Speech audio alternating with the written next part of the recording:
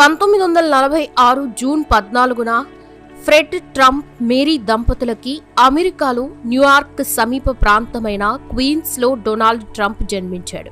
Trump తాత Frederick Trump బతుకు తెరువు కోసం జర్మనీ నుంచి దొంగచాటున అమెరికాకి వచ్చి సెటిల్ అయ్యాడు. జర్మనీలో 16 ఏండ్లు వస్తే మిలిటరీలో తప్పనిసరిగా చేరాలి. అది తన వల్ల కాదని హెయిర్ సెలూన్ షాప్లో చేరాడు. దాదాపు 6 సంవత్సరాలు బార్బర్గా పనిచేశారు.